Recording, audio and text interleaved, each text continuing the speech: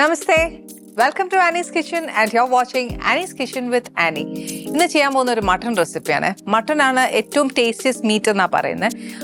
ഇല്ലെന്ന് ഞാൻ ഒരിക്കലും പറയില്ല, പക്ഷെ എനിക്ക് മട്ടൺ പൊതുവേ ഇഷ്ടമാണ്. പൊതുവേ ചോദിക്കുവാണെങ്കിൽ മിക്കവർക്കും മട്ടൺ ഇഷ്ടമാണ്. മട്ടൺ ബിരിയാണിയൊക്കെ ഭയങ്കര ടേസ്റ്റാണ്. പക്ഷെ ഇന്ന് ചെയ്യാൻ പോകുന്ന മട്ടൺ റെസിപ്പി എന്ന് പറയുന്നത് നമ്മൾ സാധാരണഗതിയിൽ എന്നാ ചെയ്യുന്നത്, ഒത്തിരി പ്രൊസീജിയേഴ്സ് അല്ലേ ഇത്. അതൊന്നും ഇല്ലാതെ ഒരു എളുപ്പത്തിൽ ഒരു ഡിഫറെൻറ്റ് ടേസ്റ്റ്, അതായത് നമ്മുടെ ഈ നാട്ടിലെ ടേസ്റ്റ് അല്ല, പക്ഷെ എന്നാൽ കുറച്ച് ഈ നാൺ പൊറാട്ട അതിൻ്റെ കൂടെ ഒക്കെ കഴിക്കാൻ പറ്റുന്ന ബട്ടൂര, നമ്മുടെ നാട്ടിലെ പൂരി, പിന്നെ അപ്പത്തിന് പറ്റും, ചപ്പാത്തി, ഇതൊക്കെ കഴിക്കാൻ നല്ല. പക്ഷെ ചോറിൻ്റെ കൂടെ ഞാൻ അത്രയും പ്രിഫർ ചെയ്യുകയില്ല. ഒരു ഡിന്നർ, ഒരു സാലഡൊക്കെ വെച്ചിട്ട് കഴിക്കാൻ നല്ലൊരു റെസിപ്പിയായത്. എന്നുവെച്ചാൽ ഒരുപാട് മെനക്കേട് അടുപ്പിൻ്റെ മൂട്ടി നിൽക്കാതെ എല്ലാ മാരിനേഷനും ഒരുമിച്ച് ചെയ്തേച്ചാൽ വേവിക്കാൻ പറ്റുക എന്ന് പറയുന്നത് ഇതുപോലെ എളുപ്പമുള്ളൊരു കാര്യം വേറെ വല്ലതും ഉണ്ടോ? അന്നേരം പിന്നെ നമുക്ക് അധികം വർത്താനം പറയാതെയും എന്നതുള്ളത് ഇൻഗ്രീഡിയൻസ് ഉള്ളത് നമുക്ക് മനസ്സിലാക്കാം. വേറെ പുറത്തുനിന്നൊന്നും ഇല്ല, പക്ഷേ എന്നാൽ കുറച്ച് മെനക്കേടുള്ളത് എന്നാന്ന് വെച്ചാൽ ഉള്ളി ഇച്ചിരി വറുത്ത് വെക്കണം. അത് ഉള്ളി വറുത്ത് വെച്ചില്ലെങ്കിൽ വഴറ്റുന്ന സമയത്ത് വറുത്താലും മതി. അതിനാണ് ഇച്ചിരി നേരം എടുക്കുന്നത്. ഇനി നമ്മൾ ഇതേപോലത്തെ കുറച്ച് നോർത്ത് ഇന്ത്യൻ സൈഡ് ഭക്ഷണം ചെയ്യുകയാണെന്നുണ്ടെങ്കിൽ കുറച്ച് ഉള്ളി വറുത്ത്, അതായത് നമ്മൾ ബിരിയാണിക്കൊക്കെ വറക്കുമല്ലേ എന്ന് പറഞ്ഞ പോലെ വറുത്ത് ഒരു കുപ്പിയിലാക്കി വെക്കാമെങ്കിൽ ഇതൊക്കെ എളുപ്പമാണ്. പിന്നെ ഇത്രയും മെനക്കെടുന്ന നേരം കൊണ്ട് ഉള്ളി വഴറ്റിയെടുത്താൽ പോരെ എന്ന് ചോദിക്കുന്ന ആൾക്കാരും ഉണ്ട്. അതും ശരിയാണ്, കുഴപ്പമൊന്നുമില്ല. സമയമുള്ളതുപോലെ കാര്യങ്ങൾ എളുപ്പമാക്കാൻ ഓഫീസുകളിൽ വർക്ക് ചെയ്യുന്ന കുട്ടികളുണ്ടാവും, അല്ലെ കുഞ്ഞു പിള്ളേർ ആൾക്കാരുണ്ടാവും. അപ്പോൾ ഇവർക്കൊക്കെ പലതിന് പല നേരം വേണം, സമയം കളയാനായിട്ട് ഒട്ടും കാണുകയല്ല. അന്നേരം അതിനൊക്കെ ഒരു എളുപ്പ വഴി പറഞ്ഞു തന്നേ ഉള്ളൂ. എല്ലാവർക്കും അറിയാവുന്നതാണ്, പക്ഷെ എന്ന് ഓർമ്മിപ്പിച്ചു എന്ന് മാത്രം. പിന്നെ വേണ്ടിയ കാര്യങ്ങൾ എന്നാന്ന് വെച്ചാൽ, ഇത് ഉള്ളി വറുത്ത് വെച്ചേക്കുക. ഒരു മുഴുത്ത 2 ഉള്ളിയാണ് ഇതെടുത്തേക്കുന്നത്. പിന്നെ വേണ്ടിയത് ഒരു ഇച്ചിരി പുളിയില്ലാത്ത തൈര് എന്ന് ഞാൻ പറയുകയല്ല, പക്ഷെ ഇച്ചിരി പുളിയുള്ള ഒരു, അധികം പുളിയല്ല, കുറച്ച് പുളിയുള്ള തൈര്. പിന്നെ വേണ്ടിയത് ഒരു ഇച്ചിരി നാരങ്ങാ നീര്, കുറച്ച് മഞ്ഞൾപ്പൊടി, കുറച്ച് മല്ലിപ്പൊടി, കുറച്ച് മുളക് പൊടി, ഇഞ്ചിയും വെളുത്തുള്ളിയുടെയും പേസ്റ്റ്, കുറച്ച് ജീരകത്തിൻ്റെ പൊടി. ഇത് നമ്മുടെ ഇഷ്ടാനുസരിച്ചാണ്, കൂട്ടവും കുറയ്ക്കുകയും ചെയ്യാം. പിന്നെ വേണ്ടിയത് ഒരു ഇച്ചിരി ഗരം മസാല, ഇത് കുറച്ച് ഏലക്ക പൊടിച്ചതാണ്, പിന്നെ ഇച്ചിരി ഉപ്പ്. ഞാനിവിടെ എടുത്തേക്കുന്ന ഏകദേശം 1 കിലോ മട്ടൺ ഉണ്ട്, എല്ലോടുകൂടി ചേർത്താ. അപ്പം നമ്മുടെ ഇഷ്ടം എങ്ങനെയാണെന്ന് വെച്ചാൽ അതുപോലെ മേടിക്കാം. പിന്നെ വേണ്ടിയത് കുറച്ച്, ഇതിനകത്ത് ഡിഫറെൻ്റ് എന്ന് പറയുന്നത് കുറച്ച് ഫ്രഷ് ക്രീമാണ്. പിന്നെ ഉള്ളത് ഒരു ഇച്ചിരി അണ്ടിപ്പരിപ്പ് ക്രഷോ അല്ലെ പൊടിയോ ഏത് വേണേലും ചേർക്കാം, മുഴുവനോടെയോ എങ്ങനെ ആയാലും. ഇതൊരു എന്താ പറയുക, കാഷ്യൂവിൻ്റെ ഒരു കറിയാണോ എന്ന് ചോദിച്ചാൽ അങ്ങനെയല്ല. കുറച്ച് റിച്ച് ആണോ എന്ന് ചോദിച്ചാൽ ആണ്, ഇല്ലെന്ന് പറയുന്നില്ല. പിന്നെ എന്നാന്ന് വെച്ചാൽ ഇത് ഉണ്ടാക്കേണ്ടത് എപ്പോഴും നെയ്യിലാണ്. അതുകൊണ്ട് ഞാനൊരു ഇച്ചിരി നെയ്യ് എടുത്തിട്ടുള്ളൂ, പക്ഷെ വേണമെങ്കിൽ നമുക്ക് ഇനി ഉപയോഗിക്കാമല്ലോ അല്ലേ. ഇതിനകത്ത് മല്ലിയിലയും കറിവേപ്പില അങ്ങനെയൊന്നും അല്ല ഇടുന്നത്.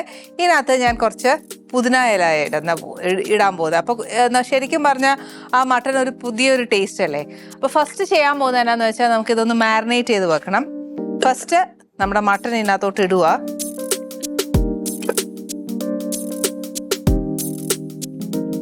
ഇതിൻ്റെ കൂട്ടത്തിൽ ഒരു വറുത്ത് വെച്ചിരിക്കുന്ന ഉള്ളി ഒരു നിറച്ച് ഒരു കൈപ്പിടി, എൻ്റെ ഒരു കൈപ്പിടിക്ക് നിറച്ച് ഒരു പിടി ഇടുക. ഇപ്പം നിറച്ചായിട്ടില്ല, ഇച്ചിരി കൂടെ ഉണ്ടായിരുന്നേ, അതുകൊണ്ട് ഇച്ചിരി കൂടെ ഇടുക. ഇനി തൈര്,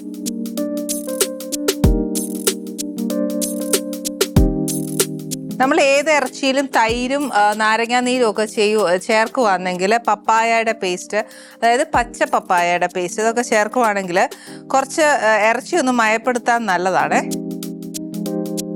അതായത് സോഫ്റ്റ് ആവും.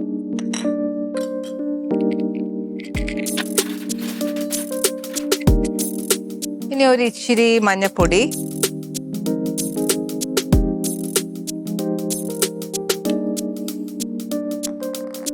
കുറച്ച് മല്ലിപ്പൊടി,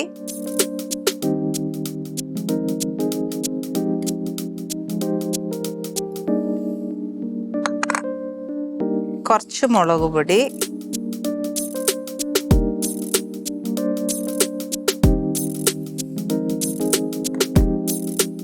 ഇഞ്ചിയും വെളുത്തുള്ളിയുടെയും പേസ്റ്റ്. ഇത് മേടിച്ചതായതുകൊണ്ട് ഞാനൊരു 3/4 ടീസ്പൂൺ ഇടുന്നുള്ളൂ.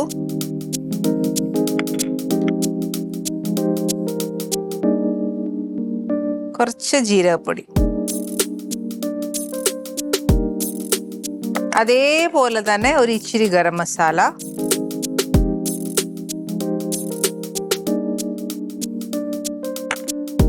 കുറച്ച് ഏലക്കായുടെ പൊടി,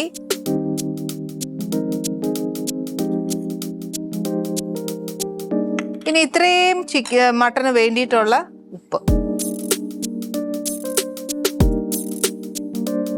ഇതൊന്ന് നല്ലതായിട്ട് തേച്ച് തിരുമ്മി വെക്കാം.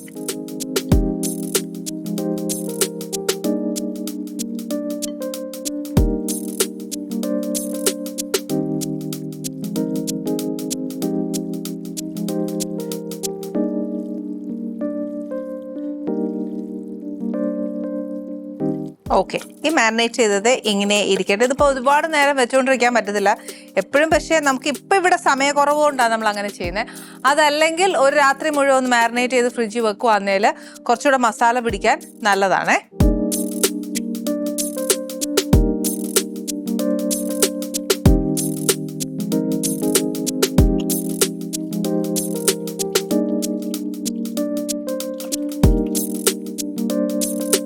ഓക്കെ, ഇനി നമ്മൾ ചെയ്യാൻ പോകുന്നത് എന്നാന്ന് വെച്ചാൽ ഈ മട്ടൻ്റെ മസാല അതൊന്നും നമ്മൾ ഈ പറഞ്ഞ പോലെ ഒന്ന് വറക്കുവോ വഴറ്റുവോ ഒന്നും ചെയ്തിട്ടില്ല. അപ്പം എന്നാ ചെയ്യേണ്ടതെന്ന് വെച്ചാൽ ഫസ്റ്റ് കുറച്ച് നെയ്യ് ഒഴിച്ച് വെച്ച്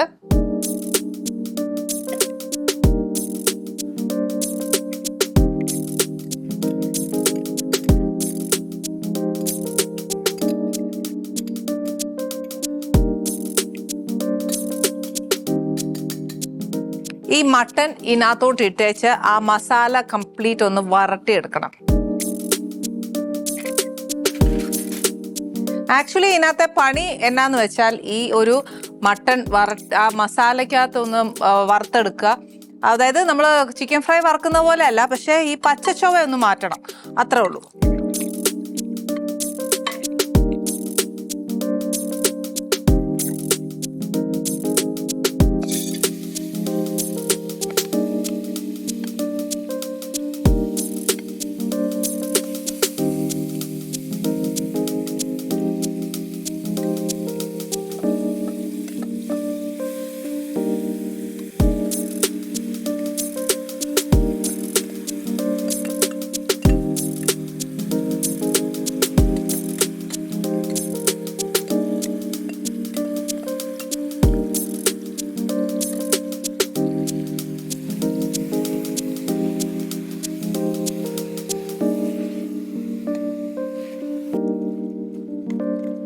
ഈ മട്ടനകത്ത് വേറെ ജോലിയൊന്നുമില്ല. ശരിക്കും പറഞ്ഞാൽ മട്ടൻ്റെ ആ ഒരു മസാല ഒന്ന് മൂത്ത് കഴിഞ്ഞ് കഴിഞ്ഞാൽ നമ്മൾ ഇതിനകത്ത് ഒരു ഇച്ചിരി വെള്ളവും കൂടെ ഒഴിച്ച് മട്ടൻ വേവണം.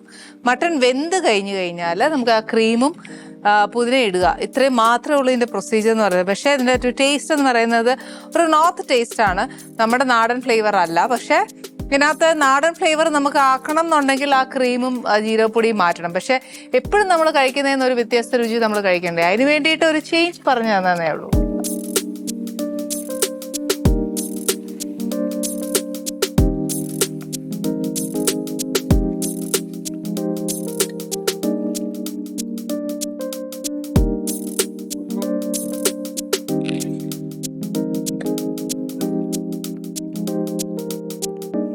ഓക്കെ, നമ്മുടെ മസാല ഈ പറഞ്ഞ പോലെ നമ്മൾ ചേർത്ത ആ ഒരു കളറല്ല ഇപ്പം. അപ്പം അതിൻ്റെ കളർ ചേഞ്ച് വരുമ്പോഴേ നമുക്ക് മനസ്സിലാവും ആ മസാല മൂത്തു. പിന്നെ ഈ പറഞ്ഞ പോലെ നെയ്യ് ചേർത്തിട്ടുണ്ട്. ആ നെയ്യും കൂടെ ഇങ്ങനെ തെളിഞ്ഞ് അല്ലെങ്കിലും മസാല മൂക്കുന്ന അനുസരിച്ച് എണ്ണ തെളിയുള്ളൂ. അപ്പം ഇപ്പം നിങ്ങൾക്ക് നോക്കുമ്പോൾ തന്നെ കാണാൻ അങ്ങനെ ഒക്കത്തില്ല, പക്ഷെ എന്നാൽ ആ ബബിൾസ് വരുന്ന സ്ഥലത്ത് കാണുമ്പോൾ എണ്ണ തെളിഞ്ഞായിട്ട് കാണാം നമ്മൾ ചേർത്ത നെയ്യ്. അപ്പം ഇനി എന്നാ ചെയ്യുന്നത് വെച്ചാൽ ഈ ഊറിയ എണ്ണ വെള്ളം മാത്രം പോരാ മട്ടൺ വേവാനായിട്ട്, അതിനൊരു ഇച്ചിരി വെള്ളം വേണം. അപ്പോൾ വെള്ളം ഒഴിച്ച് വെച്ച് ഹൈ ഫ്ലെയിമിലൊന്നും ലോ ഫ്ലെയിമിലൊന്നും, അപ്പോഴത്തേക്ക് മട്ടൺ വേവും. ആക്ച്വലി ഇത് കേൾക്കുമ്പോൾ എല്ലാവരും പറയും ഒന്നുമില്ല അങ്ങനെയൊന്നും വേവത്തില്ല എന്ന്. പക്ഷേ എക്സ്പീരിയൻസ് വെച്ച് പറയുക, ഒത്തിരി നേരം വിസിലടിക്കേണ്ട, 6-7 വിസിൽ വേണം എന്ന് പറയുക. അല്ല, അങ്ങനെയൊന്നും വേണ്ട. ബീഫിനായാലും മട്ടണായാലും നമ്മൾ ചെയ്തുകൊണ്ടിരിക്കുമ്പോൾ ഹൈ ഫ്ലെയിമിലൊന്നും ലോ ഫ്ലെയിമിൽ ഒരു വിസിലും അങ്ങനെ എടുത്താൽ മട്ടൺ പക്കായിട്ട് വേവും.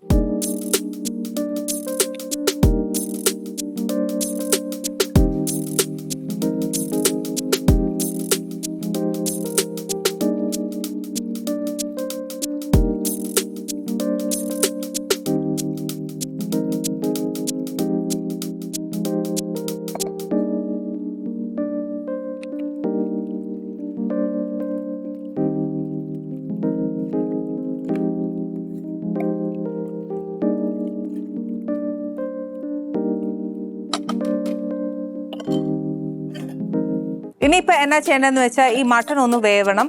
വെന്തതിന് ശേഷം മാത്രമേ നമുക്ക് ബാക്കി ഇൻഗ്രീഡിയൻറ്റ് ചേർക്കാൻ പറ്റുള്ളൂ.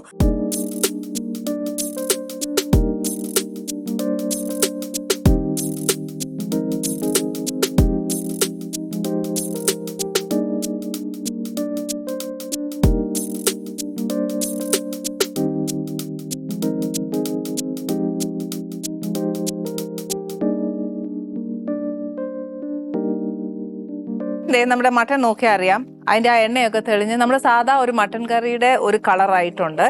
ഇനി എന്നാ ചെയ്യേണ്ടതെന്ന് വെച്ചാൽ നെക്സ്റ്റ് വേറെ ഒരുപാട് പണികളൊന്നുമില്ല, ചെറിയ പണിയേ ഉള്ളൂ. അതായത് ആ ഒരു ഫ്രഷ് ക്രീം ചേർക്കണം, കാഷ്യൂ ചേർക്കണം, പുതിനയും ചേർക്കണം. ഇപ്പം ഫസ്റ്റ് കാഷ്യൂ ചേർത്തു, ഇനി കുറച്ച് ഫ്രഷ് ക്രീം.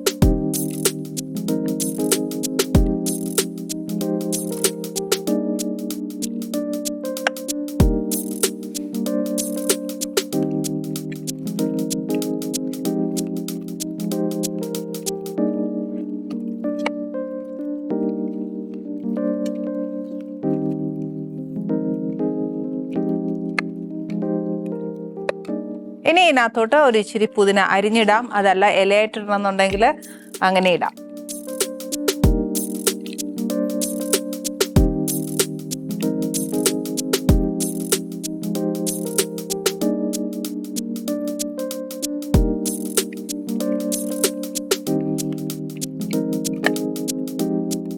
ഇത് സ്ഥിരം ഫ്ലേവർ അല്ല, കുറച്ചൊരു ഡിഫറെൻറ്റ് ഫ്ലേവറാണ്. എല്ലാവരും ഒന്ന് ട്രൈ ചെയ്ത് നോക്കൂ. ഇഷ്ടപ്പെടാതിരിക്കാൻ ഒരു ചാൻസും ഇല്ല, കാര്യം നല്ല ടേസ്റ്റാണ് അതിന്. പിന്നെ ഇന്ന് ഈ ഒരു സ്പെഷ്യൽ മട്ടൺ കറി വെക്കാൻ ആനീസ് കിച്ചണിൽ വരുന്ന ഗസ്റ്റ് എപ്പോഴും ഞാൻ പറയുന്ന പോലെ വെരി സ്പെഷ്യൽ ടു അസ്.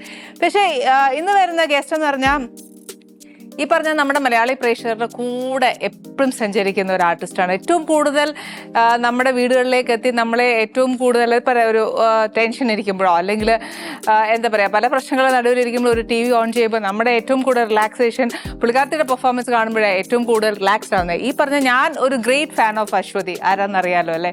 അശ്വതിയും ഹസ്ബൻഡുമാണ് ഇന്ന് നമ്മുടെ ആനീസ് കിച്ചണിൽ വരാൻ പോകുന്നത്. സോ ആദ്യമായിട്ടാണ് ആനീസ് കിച്ചണിൽ വരാൻ പോകുന്നത്. അപ്പോൾ എനിക്ക് ഒത്തിരി കാര്യങ്ങൾ ചോദിച്ചു മനസ്സിലാക്കാനുണ്ട്. ബിക്കോസ് ഒരു ഫാനും കൂടെയാണ് ഒരു ആർട്ടിസ്റ്റ് വൈസ് എന്ന നിലയ്ക്ക്. ഞാൻ ആ ഒരു ആർട്ടിസ്റ്റ് എന്ന നിലയ്ക്ക് അശ്വതിയുടെ പെർഫോമൻസിൽ കൂടെ കുറേ പഠിക്കാനുണ്ട്. സത്യം, എന്തോ ഒരു സഡൻ റിയാക്ഷൻസും എക്സ്പ്രഷൻസും വന്നറിയോ ആ കണ്ണിലും ഫേസിലും വരുന്നത്. നമ്മൾ ശരിക്കും മനസ്സിലാക്കാൻ ഒരുപാട് കാര്യങ്ങളുണ്ട്. അപ്പം എന്തായാലും ഒരു കാര്യം ചെയ്യാം, അടുക്കള ഒന്ന് വൃത്തിയാക്കിയതിന് ശേഷം അശ്വതിയും ഹസ്ബൻഡുമായിട്ട് നമുക്കൊന്ന് കാണാം. അക്വസ്റ്റാർ പാത്തുകളും ക്ലാമ്പുകളും അക്വസ്റ്റാർ റെയിൻ വാട്ടർ പൈപ്സ്, മറ്റെല്ലാം ചുമ്മാ.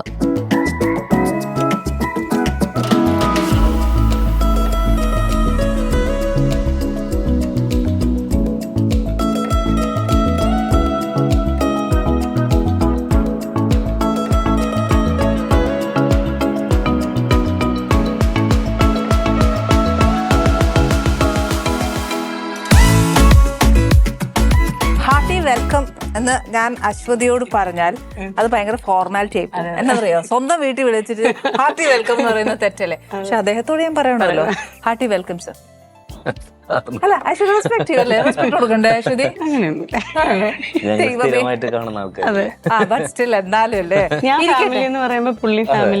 അതാണ്. പക്ഷെ അശ്വതി എന്ന് പറഞ്ഞാൽ ഇപ്പൊ ഈ പറഞ്ഞ പോലെ എന്താ പറയാ, പ്രേക്ഷകരുടെ ഇടയിൽ ഇപ്പൊ ഞാൻ പ്രേക്ഷകരോട് തന്നെ പറയുമായിരുന്നു, നമ്മൾ എന്നതേലും ഒരു സ്ട്രെസ് കണ്ടേച്ചോ പിടിച്ചേച്ചോ അല്ലെങ്കിൽ ഒരു ടെൻഷൻ പിടിച്ചോ വീട്ടിൽ എന്തെങ്കിലും പ്രശ്നം നോക്കി വെച്ചോ ഒരു സമാധാനത്തിന് അല്ലെങ്കിൽ ഒരു വേ ഔട്ട് ചിന്തിക്കാൻ നമ്മൾ TV ചുമ്മാ ഓണാക്കും.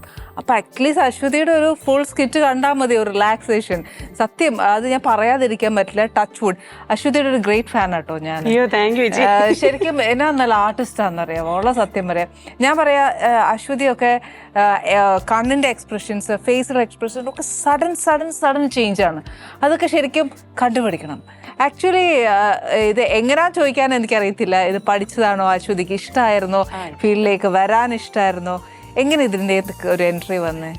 ഞാൻ ശരിക്കും ഡാൻസർ ആയിരുന്നു ചേച്ചി. ചെറുപ്പം 3 വയസ്സ് മുതലേ അമ്മ ഡാൻസ് ടീച്ചറായിരുന്നു. അപ്പൊ അങ്ങനെ ഡാൻസ് അപ്പോഴേ കളിക്കുമായിരുന്നു. അപ്പൊ ചെറുപ്പം മുഴുവനും ഡാൻസ് ആയിരുന്നു. പക്ഷെ സത്യം പറഞ്ഞാൽ അപ്പൊ ഇങ്ങനെ അഭിനയിക്കണം അല്ലെങ്കിൽ ഒരു ആക്ട്രസ് ആവണം എന്നൊന്നും ചിന്തിച്ചിട്ടില്ല. ഡാൻസർ ആവണം, ഡാൻസിൽ കൂടുതൽ അപ്ഗ്രേഡ് ചെയ്യണം, അങ്ങനെയൊക്കെ മാത്രമേ ചിന്തിച്ചിട്ടുണ്ടായിരുന്നുള്ളൂ. പക്ഷേ ഏതൊരു പോയിന്റിൽ ഒരു +2 ഒക്കെ കഴിഞ്ഞ് നിന്ന സമയത്താണ് അഭിനയത്തിലേക്ക് ഫിലിം അല്ല, ഞാൻ ഫസ്റ്റ് സീരിയലിൽ തന്നെയാ വന്നത്. നമ്മുടെ വീണ ചേച്ചിയില്ലേ, വീണ നായർ, വീണ ചേച്ചി ചെയ്തുകൊണ്ടിരുന്ന ഒരു സീരിയലില് ചേച്ചിയുടെ അനിയത്തിയായിട്ടാണ് ഞാൻ ആദ്യമായിട്ട് സീരിയലിൽ വരുന്നത്. അതുവരെ ഡാൻസ് കാര്യങ്ങൾ മാത്രമായിട്ട് കോൺസെൻട്രേറ്റ് ചെയ്തിരുന്ന ആളാണ് ഞാൻ. പക്ഷെ പെട്ടെന്ന് ഇതിലേക്ക് വന്നു. പിന്നെ എന്നിട്ട് ഇടയിൽ പക്ഷെ കുറച്ച് മീഡിയയിൽ നിന്ന് കുറച്ച് ബ്രേക്ക് എടുക്കേണ്ടി വന്നു. അതിനുശേഷം ഞാൻ നേരെ പിന്നെ വരുന്നത് കോമഡി പ്രോഗ്രാംസിലാണ്. കോമഡിയാണ് ഏറ്റവും കൂടുതൽ വഴങ്ങുന്നേ. അയ്യോ, അങ്ങനെ എനിക്കറിയോ. എന്നാന്നറിയാം അശ്വതി, പറയാൻ അങ്ങനെ കോമഡി പെട്ടെന്ന് വരികയല്ല. ഇപ്പൊ എന്നോടൊരു കോമഡി ചെയ്യാൻ പറഞ്ഞാൽ ചിലപ്പോൾ എന്നെ കൊണ്ട് സാധിക്കും. ഞാൻ വലിയ ആർട്ടിസ്റ്റ് ഒന്നുമല്ല, പക്ഷെ എന്നാലും കോമഡി ചെയ്യാൻ അത്ര എളുപ്പമല്ല എന്നാണ് കൽപ്പന ചേച്ചിയും അമ്പിളിച്ചേട്ടനും ഒക്കെ പറഞ്ഞിട്ടുള്ളത്. അത് ചെയ്യാൻ പറ്റുക എന്ന് പറയുന്ന ഒരു ആർട്ടിസ്റ്റ് ഒരു പൂർണ്ണതയാണെന്നാണ് പറയുന്നത്. ആ ഒരു ആർട്ടിസ്റ്റിന് എല്ലാ വേഷവും ചെയ്യാൻ പറ്റും എന്ന് ഞാൻ കേട്ടറിവാണ്. എനിക്കും അത് കേട്ടറിവ്. അശ്വതിയുടെ പെർഫോമൻസ് ടു ഹൈ. അത് എനിക്ക് കേട്ടറിവാണ് ചേച്ചി. പക്ഷെ ഇല്ലേ, ബാക്കിയുള്ള ക്യാരക്ടേഴ്സ് ചെയ്യുമ്പോൾ അശ്വതിക്ക് അതൊരു കൂളായിട്ട് ഫീൽ ചെയ്യുന്നുണ്ടോ മോർ ദാൻ ഹ്യൂമർ? അതോ ഹ്യൂമർ ആണോ മോർ കംഫർട്ട്? അല്ല, അങ്ങനെ എല്ലാ ഏത് ജോണർ ആണെങ്കിലും അതിൻ്റെതായിട്ടുള്ളൊരു ബുദ്ധിമുട്ട് എനിക്ക് ഫീൽ ചെയ്തിട്ടുണ്ട്. മീൻസ് ഇപ്പൊ കോമഡി ചെയ്യുമ്പോഴാണെങ്കിലും നമ്മൾ കോമഡി ചെയ്ത് കഴിഞ്ഞാൽ ആളുകൾ ചിരിക്കണം. അപ്പൊ അതിനാണ് നമ്മൾ എഫേർട്ട് ഇടണം. ഇനി നമ്മൾ കരയുന്നൊരു ഇമോഷണൽ ആയിട്ടുള്ള ഒരു സീനാണ് ചെയ്യുന്നതെങ്കിലും അത് കണ്ടവർക്ക് വിഷമം തോന്നണം. അപ്പൊ അതിനും നമ്മൾ ആ എഫേർട്ട് ഇടണം എന്ന് തന്നെയാണ് എൻ്റെ ഒരു ഇത്. അല്ലാണ്ട് ഒന്ന് ഈസി അല്ലെങ്കിൽ മറ്റത് അങ്ങനെ ഇല്ല. എല്ലാം ടഫ് തന്നെയാണ്. നമ്മളത് പ്രേക്ഷകർക്ക് അത് കൃത്യമായിട്ട് അത് കിട്ടണമെങ്കിൽ നമ്മൾ നന്നായിട്ട് എഫേർട്ട് ഇടണം എന്നാണ് എനിക്ക് തോന്നുന്നത്. ശരിക്കും പറഞ്ഞ അശ്വതിനെയും കിഷോർ ഓക്കെ, കിഷോറിനെയും സത്യം പറഞ്ഞാലുണ്ടല്ലോ, എന്റെ ഷോയിലേക്ക് എനിക്ക് വന്ന് സംസാരിക്കണം എന്ന് എനിക്ക് ഭയങ്കര ആഗ്രഹം ഉണ്ടായിരുന്നു. ഉള്ള കാര്യം ഞാൻ പറയാലോ. ഞാൻ ആളോട് പറഞ്ഞു, ആനി ചേച്ചീനെ ഞാൻ ഇടയ്ക്ക് കാണാറുണ്ട്, 1-2 തവണ. ഞങ്ങൾ വന്ദേ ഭാരത് ഫ്രണ്ട്സ് ആണ്. കോഴിക്കോട് നിന്ന് വന്നാലും അശ്വതി ആ ചേച്ചി, ഇവിടുന്ന് തിരുവനന്തപുരത്ത് പോയാലും ചേച്ചി, അങ്ങനെ പറയുന്ന ആൾക്കാരായിട്ട് 2-3 തവണ അങ്ങനെ പറഞ്ഞിട്ടുണ്ട്. കണ്ടു. ഞാനപ്പം അശ്വതി കാണുമ്പോഴൊക്കെ ഞാൻ ഏട്ടനോട് പറയും, ഏട്ടാ എന്നാ നല്ല പെർഫോമൻസ്. ആരാ ഏറ്റവും നല്ലത് ആ ചന്ദ്രി എന്നുള്ള ഒരു ക്യാരക്ടറിന്റെ പെർഫോമൻസ്. ഇദ്ദേഹത്തെ എങ്ങനെ കണ്ടുപിടിച്ചു? ഞങ്ങള് school of drama, Thrissur school of ഡ്രാമയിൽ വെച്ചാണ് പരിചയപ്പെടുന്നത്. ആള് നാടകം കാണാൻ വരുന്നു. ഞാൻ ഓൾറെഡി സ്കൂൾ ഓഫ് ഡ്രാമയില് തിയേറ്റർ ഫോട്ടോഗ്രാഫി കാര്യങ്ങളൊക്കെ ആയിട്ട് നടക്കുന്ന ഒരു സമയത്ത് ഇയാളും അവിടെ ഒരു പെർഫോമൻസ് കാണാൻ വരുന്ന സമയത്ത് അങ്ങനെ മീറ്റ് ചെയ്താണ്.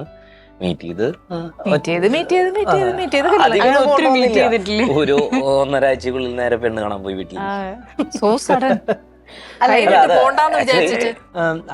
ഒറ്റടിക്ക് വൈബ് സെറ്റ് ആയിരുന്നു. ഞാനും കല്യാണം കഴിക്കണ്ടെന്ന് വിചാരിച്ചിരിക്കുന്ന സമയത്താണ് ഇയാളെ കാണുന്നത്. അങ്ങനെ പറയുന്നവരൊക്കെ വെറുതെ ഞാനും അങ്ങനെ ഒരു ചിന്തയിൽ ഞാനും ക്യാമറയും കാര്യങ്ങളൊക്കെ ആയിട്ട് നടക്കുന്ന ഒരാള്.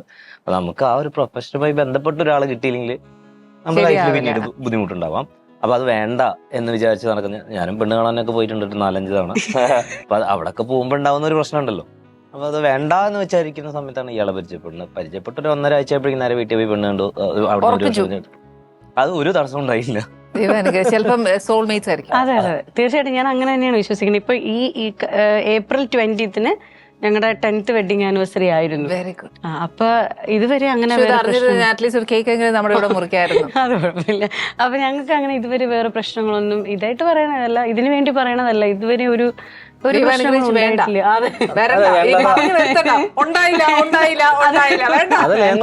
പരിചയപ്പെടുമ്പോ ഉണ്ടാവുന്ന ഒരു കാര്യം, ഞങ്ങൾ പ്രൊഫഷണലാണ് ആദ്യം സംസാരിച്ചത്. പ്രൊഫഷണലി നമ്മൾ അങ്ങോട്ടും ഇങ്ങോട്ടും അല്ലെ, പുള്ളി പറഞ്ഞില്ലേ കല്യാണം വേണ്ട എന്ന് പറഞ്ഞിരിക്കുന്നത്, അതുപോലെ തന്നെയായിരുന്നു ഞാനും.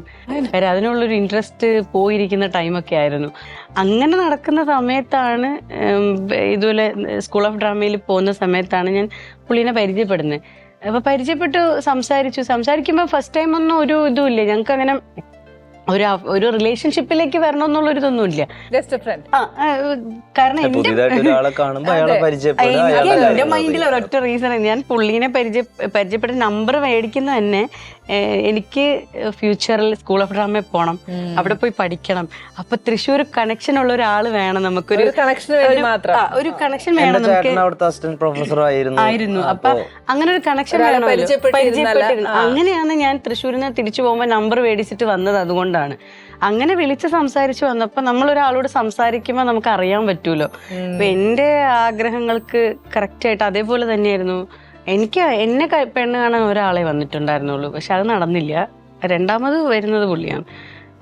പക്ഷെ പെട്ടെന്ന് എല്ലാം set വളരെ ആയില്ലേ? പെട്ടെന്ന്. അതെല്ലാം എന്തിന് വളരെ- ഇത്രയും ദിവസം താമസിച്ചു എന്ന് പറഞ്ഞിട്ട് ധൃതി അല്ലേ? അതെ, പെട്ടെന്ന് കല്യാണം വളരെ പെട്ടെന്ന്. പരിചയപ്പെട്ടൊരു 1 വർഷമായപ്പോ കല്യാണം. അതിന്റെ ഇടയിൽ ഞങ്ങൾ വളരെ ചുരുക്കെ കണ്ടിട്ടുള്ളൂ. ഈ ഒരു കാരണം ഞാൻ വർഷത്തിന്റെ ഇടയില് ട്രിവാൻഡ്രം 2-3 തവണ തവണ കണ്ടിട്ടുള്ളൂ. കാരണം ഞാൻ ട്രിവാൻഡ്രത്തും പുള്ളി തൃശ്ശൂരാണ്. തൃശ്ശൂരായതുകൊണ്ട് കാണാൻ വളരെ റയറാണ്. ഞങ്ങൾ കാണാറില്ല. കാണാനുള്ള ഒരു സാഹചര്യം ഉണ്ടായാൽ പോലും ഞാനും ഫുൾ ടൈം അങ്ങനെ വർക്കിലായിരിക്കും. വർക്കില്ല. ഇയാളും അങ്ങനെ അങ്ങനെ എന്തെങ്കിലും ഞങ്ങൾ ഒക്കെ ആയിരിക്കും. കണ്ടിട്ടില്ല. വളരെ അങ്ങനത്തെ കുറവാണ് കാണണം എന്നുള്ള പരാതികൾ ഞങ്ങൾക്ക് രണ്ടാൾക്കും ഇല്ല. ഇല്ല. അത് മനസ്സിലാക്കുന്നുണ്ടോ? രണ്ടുപേരും ഫോണില് professionally? ജസ്റ്റ് സംസാരിക്കും, അങ്ങനെയൊക്കെ ഉള്ളു. രണ്ട് കണ്ടീഷൻ ഉണ്ടായിരുന്നു ഞങ്ങൾ റിലേഷൻഷിപ്പിലാവുമ്പോ. ഒന്ന്, പ്രൊഫഷണലി ഉള്ള കാര്യങ്ങളിലൊന്നും interfere ചെയ്യരുത്. രണ്ടാൾക്കും ഒരേ ഫീൽഡ് ആണെങ്കിലും രണ്ട് സൈഡിലുള്ള ആൾക്കാർ. ഒരാൾ ഫ്രണ്ടിലാണെങ്കിൽ ഒരാൾ ബാക്കിൽ. അതെ. അപ്പൊ രണ്ടാൾക്കും അതിനെ കുറിച്ച് നന്നായിട്ട് അറിയാം. ഞാനും പല ദിവസങ്ങളും പല യാത്രകളും പല പരിപാടികളും കേട്ട് ഷൂട്ടും കാര്യങ്ങളൊക്കെ ആയിട്ട് നടക്കുകയാണെങ്കിൽ ഇപ്പൊ ഇവിടേക്ക് വരുമ്പോൾ പോലും എനിക്ക് കാലത്ത് ഷൂട്ട് ഉണ്ടായിരുന്നു. ഞാൻ വേറെ ആഡും കാര്യങ്ങളൊക്കെ കഴിച്ചിട്ടാണ് വരുന്നത്. അപ്പൊ ഇതിന്റെ ഇടയിൽ 2 മണിക്ക് അവിടെ നിന്ന് ഇറങ്ങണം. അതെ. അപ്പൊ അതുവരെയ്ക്ക് വിളിക്കേണ്ട കാര്യമില്ല. അപ്പൊ ഞാൻ കറക്റ്റ് ടൈമിന് വരുന്നു, ഇറങ്ങുന്നു. അപ്പൊ ആ പ്രശ്നമില്ല. അതെ. ഞാൻ അച്ഛനോട് ആദ്യം പറയുന്നത്, എന്റെ അച്ഛനോട് ആദ്യം പറഞ്ഞു. അച്ഛൻ ഒന്നും പറഞ്ഞില്ല. ഓക്കെ, കുഴപ്പമില്ല എന്ന് പറഞ്ഞു. ജോലി ഉണ്ടോ എന്ന് മാത്രം ചോദിച്ചു. ഒരൊറ്റ ചോദ്യം ചോദിച്ചു. അതെല്ലാം അപ്പന്മാര് ചിന്തിക്കുന്ന ഒരു അത്ര ചോദ്യം. തന്നെ എന്നോട് ചോദിച്ചിട്ടുള്ളൂ. അല്ലാണ്ട് വേറെ കാസ്റ്റ് എന്താണെന്നോ ഒന്നും ചോദിച്ചിട്ടില്ല. തൃശ്ശൂരാന്ന് പറഞ്ഞു. ജോലി ഉണ്ടോ എന്ന് ചോദിച്ചു. ഓക്കെ. അപ്പം ഞാൻ അച്ഛനുമായിട്ട് പുറത്തേക്ക് ട്രാവൽ ചെയ്യുന്ന സമയത്താണ് ഞാനിത് പറയുന്നത്. തിരിച്ച് വീട്ടിലെത്തിയ ഉടനെ അച്ഛനും അമ്മേനെയും ചേച്ചീനെയും വിളിച്ചിട്ട് ഇങ്ങനെ എന്നെ വീട്ടിൽ ചിഞ്ചു എന്നാണ് വിളിക്കണേ. അപ്പൊ ചിഞ്ചു ഒരു കാര്യം പറഞ്ഞു, നിന്നോട് പറഞ്ഞോ ചോദിച്ചു അമ്മയോട്. അപ്പൊ അമ്മ പറഞ്ഞില്ല, എന്നോടൊന്നും പറഞ്ഞില്ല. ഒരു കാര്യമുണ്ട്, എന്താന്ന് പറയാൻ പറഞ്ഞു. ഞാൻ പറഞ്ഞു. അമ്മയും എന്നോട് ഒരൊറ്റ കാര്യം ചോദിച്ചിട്ടുള്ളൂ, ജോലി ഉണ്ടോന്ന്. അത് മാത്രമേ എന്തായാലും പ്രശ്നമില്ല, എന്തെങ്കിലും ഒരു ജോലി നോക്കാനുള്ള അത് മാത്രമേ ചോദിച്ചിട്ടുണ്ടായിരുന്നുള്ളൂ. അപ്പൊ ഞാൻ പറഞ്ഞു ഉണ്ട് പറഞ്ഞു. പ്രത്യേകിച്ച് നമ്മൾ ക്യാമറമാനാന്ന് പറഞ്ഞപ്പോ അവർക്ക് സന്തോഷം. അതെ. അപ്പൊ ഫോട്ടോ കാണിച്ചു കൊടുത്തു. ഓക്കെ, വീട്ടിൽ സംസാരിക്കാം, പുള്ളിയുടെ വീട്ടിൽ നിന്ന് വന്ന് സംസാരിക്കാൻ പറഞ്ഞു. ഡീസന്റ് വേ. കല്യാണം കഴിക്കണ്ടെന്ന് പറഞ്ഞിരുന്ന 2 ആൾക്കാർ ഇപ്പൊ ഈ ഇടയ്ക്ക് പോയി പിന്നെയും ഗുരുവായൂർ പോയി കല്യാണം കഴിച്ചു. അത് ശരിക്കും എന്തായിരുന്നു ആ ഇൻസിഡന്റ്? അതിന് വേറെ കല്യാണം കഴിഞ്ഞു ന്യൂസ് ചാനലൊക്കെ എടുത്തെടുത്തിട്ട് ഇയാളുടെ കല്യാണം കഴിഞ്ഞു എന്നൊക്കെ പറഞ്ഞിട്ട് ഭയങ്കര അത് ഹാഷിറിന്റെ ഉമ്മ വിവാഹിതയായി. അപ്പൊ ഭയങ്കര ഒരു ഇതായിരുന്നു അല്ലെ? അതൊരു ന്യൂസായി മാറി. നിങ്ങൾ വേറെ കെട്ടി അങ്ങനെ കണ്ടിട്ടില്ലാത്ത ആൾക്കാർക്കൊക്കെ ശരിക്കും ഞാൻ രണ്ടാമത്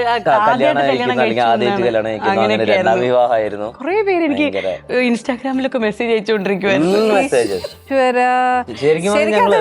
ശരിക്കും സംഭവിച്ചേ അത് ആദ്യത്തെ 5 വർഷം കഴിയുമ്പോ ഞങ്ങളെ കല്യാണം ഗുരുവായൂരായിരുന്നു. അപ്പൊ ഇയാളുടെ അമ്മയുടെ ഒരു ആഗ്രഹം കൊണ്ട് ഗുരുവായൂരാണ് കല്യാണം. രണ്ടാമതും അതേ നടയിൽ ചെന്നിട്ട് ഒന്ന് മാല അങ്ങോട്ടും ഇങ്ങോട്ടും തുളസിമാല ഇടുക, നടയിൽ ചെന്നിട്ട് എന്നുള്ളതായിരുന്നു.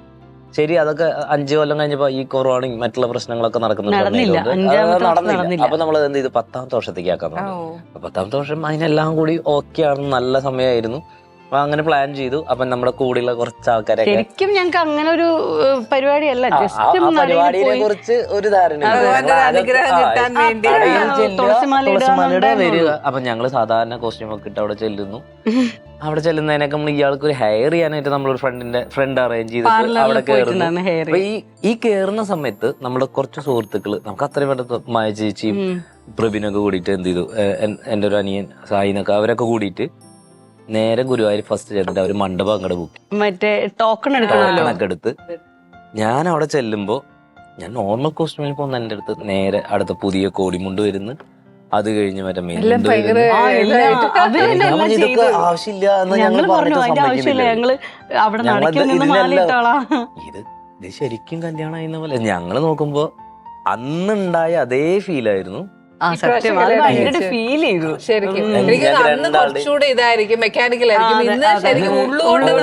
അന്ന് എനിക്ക് ഭയങ്കര ഫ്രസ്ട്രേഷന്റെ പ്രശ്നമല്ല. ഞാൻ ഒറ്റ മകനാണ്. സോ ഓടി നടന്ന ഇത്തരം കാര്യങ്ങൾ എനിക്ക് ശരിക്കും അത് ഫീൽ ചെയ്യാൻ പറ്റിയില്ല എന്ന് എനിക്ക് തോന്നി. പക്ഷെ ഇന്ന് ഇപ്രാവശ്യം അറിഞ്ഞു ശരിക്കും ഞങ്ങൾ രണ്ടാളും വേറെ ടെൻഷൻസ് ഒന്നുമില്ല, ടെൻഷനില്ല. ബാക്കി എല്ലാരും അതെല്ലാം ഏറ്റെടുത്തു. ഇപ്പൊ നിങ്ങൾ ഫ്രീ ആയിട്ട് ചെന്ന് ഒരു മനസ്സറിഞ്ഞ് കല്യാണം കഴിച്ചു. അതെ, ശരിക്കും അവിടെ നിന്നപ്പോ നമ്മുടെ കണ്ണ് നിറഞ്ഞു. ഞങ്ങൾ രണ്ടാളുടെ കണ്ണ് നിറഞ്ഞു.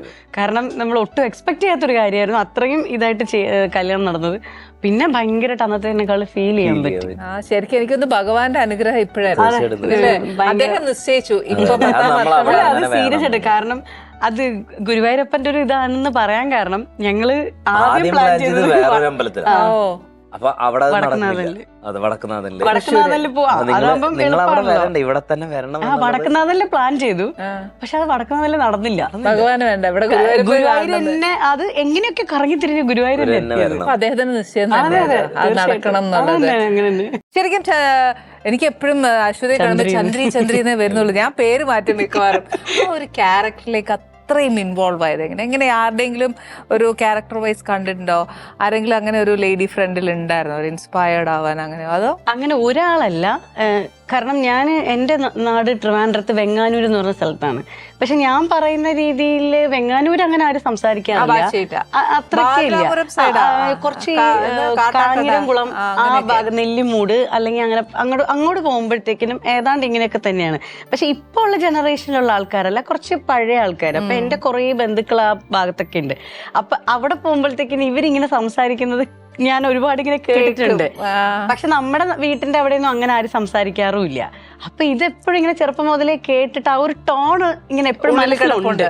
അപ്പം ഞാൻ വേറൊരു ചാനലിൽ ഫസ്റ്റ് പ്രോഗ്രാം ചെയ്യുന്ന സമയത്ത്, കോമഡി പ്രോഗ്രാം ചെയ്യുന്ന സമയത്ത് അവിടെ വെച്ചിട്ട് ഓൾറെഡി ഞാൻ ഇങ്ങനത്തെ ഈ സ്ലാങ് വെച്ചിട്ടുള്ള 2-3 ക്യാരക്ടർ ചെയ്തിട്ടുണ്ട്. ഒരു സ്കിറ്റിനകത്ത് ജഡ്ജിനെ വല്യണ്ണ എന്നൊക്കെ വിളിച്ചിട്ട് ഒരു കോടതി സീനിൽ അങ്ങനെ. അപ്പൊ അന്ന് എല്ലാരും ഇങ്ങനെ പറഞ്ഞു നല്ല രസമായിട്ടുണ്ട്, ആ ടോണ് ഭയങ്കര രസമാന്ന് പറഞ്ഞു. പിന്നെ അതങ്ങനെ വിട്ടു. പക്ഷെ അത് കഴിഞ്ഞിട്ട് ഇതിലേക്ക് ചന്ദ്രയിലേക്ക് വരുമ്പോ ഇവര് ട്രിവാൻഡ്ര സ്ലാങ് വെച്ചിട്ടുള്ള ഒരു പ്രോഗ്രാം ഇവര് ഫിക്സ് ചെയ്തത് കൊണ്ടാണ് എന്നോട് പറഞ്ഞു, നീ ട്രിവാൻഡ്ര സ്ലാങ് ഹാൻഡിൽ ചെയ്യുന്ന ആളല്ലേ, അപ്പൊ എന്നാ ഇത് നമുക്ക് ചെയ്യാമോ അങ്ങനെ ചോദിച്ചിട്ട് അങ്ങനെ അവരോട് പറഞ്ഞു ഇങ്ങനെ അശ്വതി ഉണ്ട് ചെയ്യുന്നത് ട്രിവാൻഡ്ര സ്ലാങ്. അങ്ങനെ ഇതിനകത്തേക്ക് വന്നാണ്. കേട്ടോ കണ്ണ് വീഴ്ചിട്ടൊക്കെ നിന്ന് വർത്താനം പറയുന്നുണ്ടല്ലോ. എനിക്ക് ശരിക്കും ഈ അശ്വതിയുടെ ശരിക്കുമുള്ള എക്സ്പ്രഷൻസ് ഞാൻ ഒത്തിരി അഡ്മയർ ചെയ്തിട്ടുണ്ട്.